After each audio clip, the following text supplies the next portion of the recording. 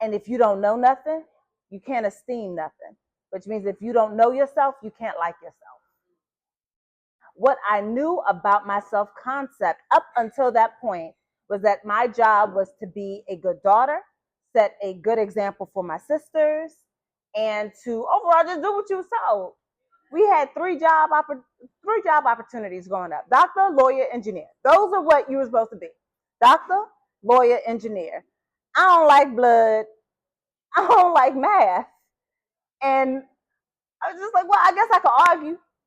I do like to read. So I was going to go the route of being a lawyer, which means I probably needed better grades than what I was displaying at that point in middle school. So my aunt saying, clean your room now, versus my mom saying, do your homework now, those are different things. Now, the story does go on a little bit in this book to tell you the aftermath, what happened after, especially when she was just like, I'm going to tell your mother. And I was just like, well, that's it. This is the day I die. Here lies Donna Oriowo. She was a mediocre kid, right? Like what happens next? And what actually happened next, that is the thing that really shocked me. It was my mom saying, you weren't wrong, but don't hit adults. I'm just like, run it back. Like I don't think I truly understand where you're coming from. Like, what do you mean I'm right? You were right to do your homework. You were right to say later. You were right to affirm that you were going to do the thing.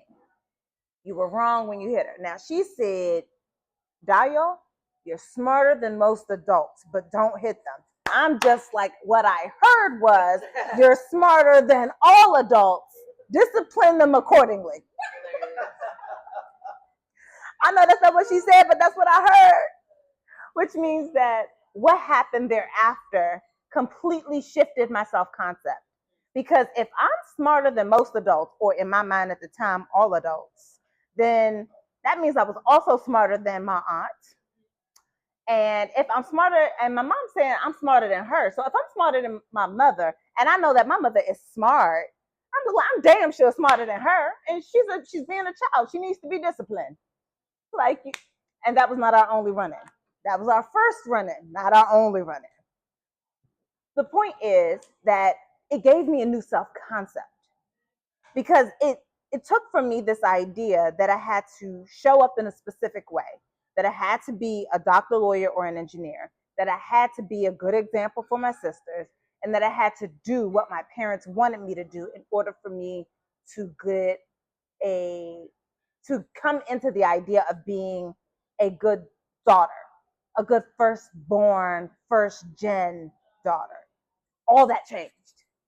And since it was changed, it meant that I could do whatever I wanted. It means that things completely changed from that moment on. And what I knew about myself, how I flowered from there, it created a completely new trajectory where I could reject doctor, lawyer, engineer, where I could decide that I was going to study psychology and then study sexuality, which definitely it came with a little bit of friction, if you will, from my very Nigerian father, who very much was just like, is this why you think I came to this country? But it gave me the strength to be able to affirm myself and what I knew to be true for me, about what I needed for me, about where I was going for me, and let go of what they wanted as though it was a roadmap to life. It was the beginning of the end.